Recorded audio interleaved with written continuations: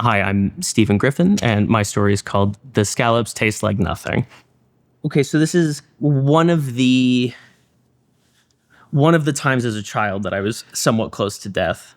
Um, um, so, when I was probably somewhere in around probably about 10, 12 or so, my cousins would always rent out a cottage somewhere in Northern Ontario, usually at least like once a summer. And every once in a while, they would invite us up. A lot of the times they'd go by themselves, but in this particular occasion, they invited us up. I didn't really know where we were going. I just knew that we were going north, and I knew that I was going to be going up with them along with my sister and only one of my cousins, because the other two were off at camp or something like that. So my aunt, my cousin, myself, and my sister were all heading up, and we get to a dock, and there's no cottage, but there's a dock. So I'm like, where's the cottage? And they're like, oh, so we have to take a boat because it's in the middle of the lake on an island. And I was like, ooh, cool. So we hop in a speedboat. We go about 30 minutes just like into the middle of this lake. I have no idea what this lake was or where it was. I can't remember the name of it now. Initially, when I told this story, I said it was like the Bay of Fundy, which is like deeply incorrect. But so we're going, and eventually I see this rock that's just got this tiny little cottage on it, and not much else, to be completely honest. It was pretty small. Cottage was pretty small, and the island was quite tiny. And we got there, and we enjoyed ourselves for the first couple of days, and then eventually my cousin kept on pestering us. He was a couple years younger than we were, kept on pestering me and my sister. He was like, I got to show you around the island. He's like, I've explored every single nook and cranny of this island. There's so much cool stuff. I got to show you around this island. And he kept on bugging us and bugging us and bugging us. And eventually, on one of the last days that we were there, I said yes. And I dragged my sister along at the same time. And it was probably one of the worst weather days that we had, because it was like pretty gray for the most part, but it's fine. You know, it was like, it's gonna be fun. We'll go out. He was like, oh yeah, we'll go. We'll take like 30 minutes. I'll show you around. It'll be super fun. And I was really excited for dinner that night because my aunt said that we were gonna have steak and scallops. And scallops was something that I've never had before, and I always knew it was like a very fancy thing that adults ate. So I was like, oh, that's so cool. Very excited. But we were like, okay, so we'll go out for this and whatnot. And before we left, we told my aunt and we told my uncle, who had joined us at that point, that we were going to go and we were just going to get shown around the island.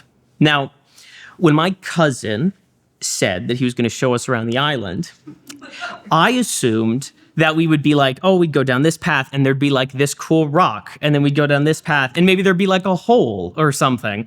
But when he said around the island, we went around the island. So we spent most of our time like cliff walking the edge of the outer rim of this island.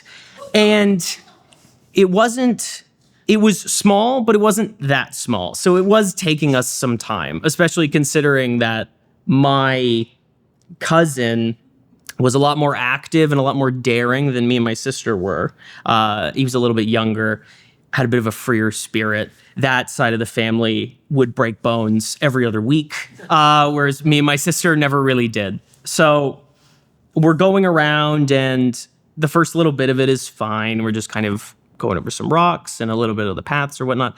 But as the time goes on, it starts to get a little bit more treacherous. There's a little bit of like kind of rock grabbing over like small gaps in the water. There's some rock jumping that we need to do and whatnot.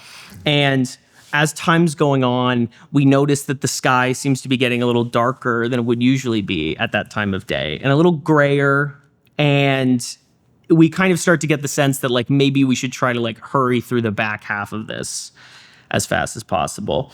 And right around when we start to get that idea, my sister's foot slips in between two rocks, and She yells and she's hurt, but we managed to kind of get her foot out. And it's not the worst injury in the world. It's like a little bit of a scrape. There's a little bit of just like light blood, but nothing, 127 hours adjacent.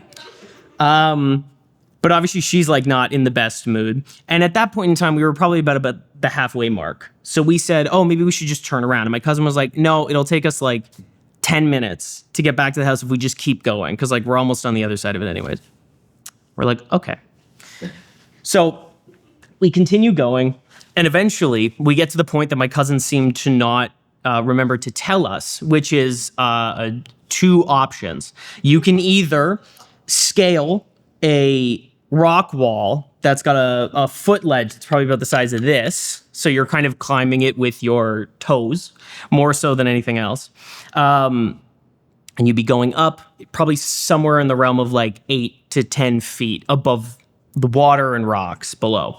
Or you can sit on this super slippery circular rock, get into the water of the lake, and then just swim to the other rock across the way. So we were like, okay, so we're about 15 minutes away from the house at this point on one side of the island. Me and my sister go through. My sister's like, well, I have to get into the water because my ankle hurts. My cousin's like, well, I'm going to scale it because I'm a crazy person. And I thought that I'd stick with my sister. So I was like, I'll get in the water as well. Fully clothed, shoes and everything. Very unpleasant. So we get into the water and we start swimming across. And we get to the other rock on the other side. And the rock is so eroded that we have nothing to grab onto. So we are now stuck in the lake water, which is cold and very, very uncomfortable. And it's right around that point in time when I heard the first thunder crack. And we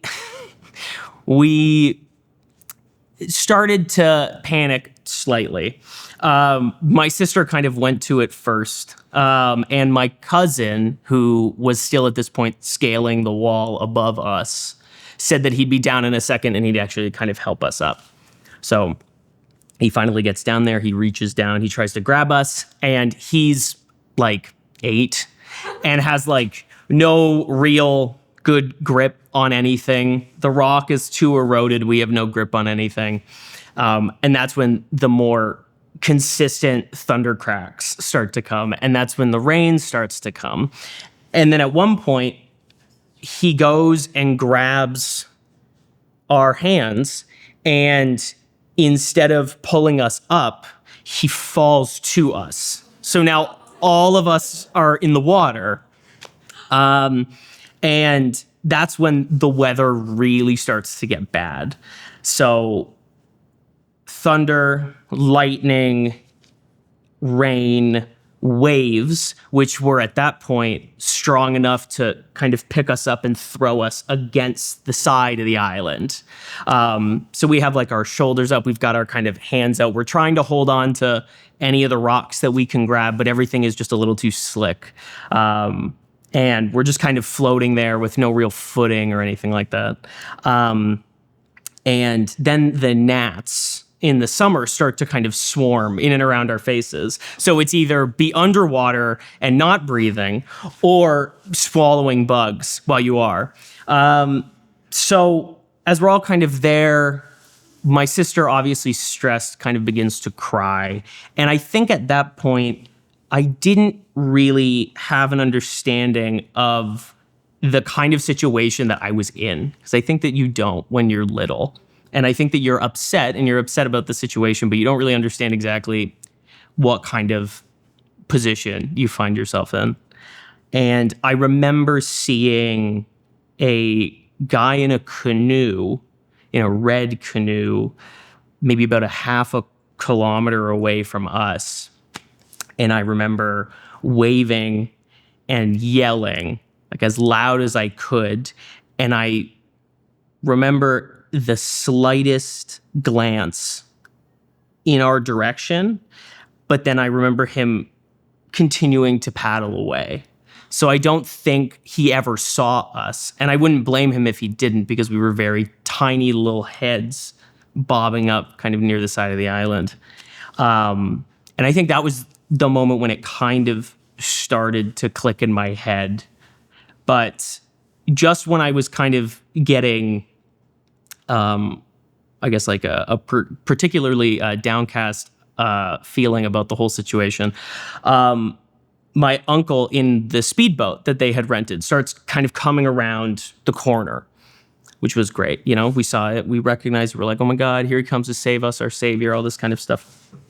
But this kind of introduced a problem of its own, where the boat got close enough to us, but because the water was so bad, we were at risk of being jammed between the island and the boat.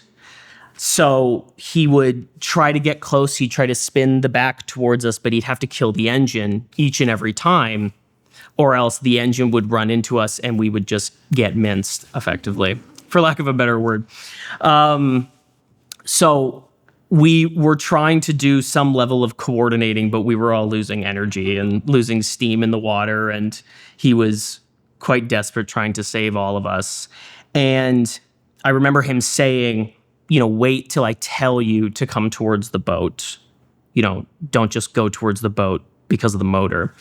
And there was some sort of split-second moment in my brain at one point when the boat is carried by the waves towards us, where I didn't think and I just kind of moved. And I went and I grabbed out at the ladder on the back of the boat, and I started to pull myself towards it, and I could feel the circulation of the propeller at my shin.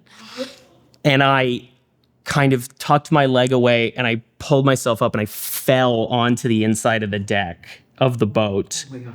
And then just kind of laid and sort of stared up at the rain, effectively. And from that point, it got easier because my uncle could stay by the throttle and by the steering wheel, and I could help my cousins and my sister. So I got my sister and my cousin, and we all ended up making it back to the cottage, and everybody was very thankful. And we got in and we showered and we changed clothes and got into, you know, towels and blankets and stuff to get warm. And we had dinner, and we had the steak and we had the scallops. But I very vividly remember that the scallops didn't really taste like anything. And yeah, that's kind of it. Oh my God.